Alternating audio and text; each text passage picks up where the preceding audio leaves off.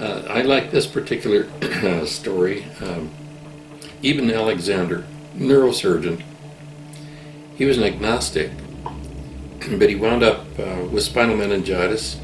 He died. Well, not quite. He was on life support for a week, and while he was on life support, his spirit made a journey.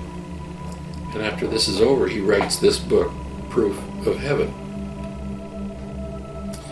Now, in his journey into the spirit world, these are a couple things that he discovered.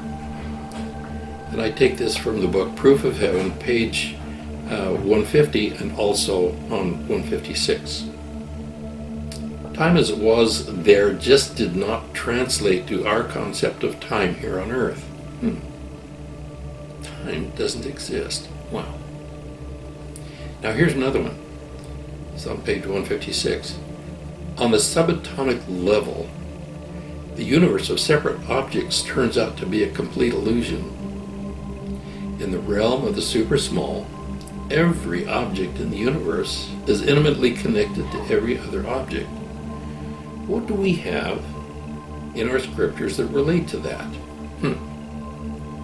In all things, Doctrine and Covenants 88 verse 6, he that ascendeth up on high, as also he descended below all things, in that he comprehendeth all things, that he might be in all and through all things the light of truth. D&C 88:41. All things are by him and of him. Even Alexander said the same thing, just in a little different words.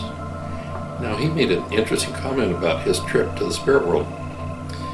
He said when he came back, it's like becoming it's the same as if a chimpanzee became a human for a week. And he learned arts and science and music and language. And then he returned to the world of chimps and tried to explain to them where he'd been and what he'd learned. He said that coming back is like entering into a fog. You can concentrate on many, many things at one time over there. Over here, you're lucky if you can concentrate on one thing at a time. Now, he had a spirit guide that took him around the spirit world for the week that he was over there. It was a beautiful young lady. Turns out, even Alexander was an adopted child. And after this experience, he had a son that wanted to meet his cousins. So he found his birth mother and father. He found out that his mother was 16 years old when he was born. His father was a senior in high school. His grandfather had just lost his job. They had no money. They had to let him go. They didn't want to, but they had to. His father and mother did get married, so he has full-blood brothers and sisters. So he meets them, and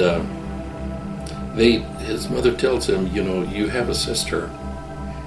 She was a registered nurse. She was 33 years old, but she passed away a few years ago. They show him a picture of his sister, and lo and behold, that was his spirit guide in the spirit world. She never knew him. He never knew her. The family unit is pretty important in the eternal world.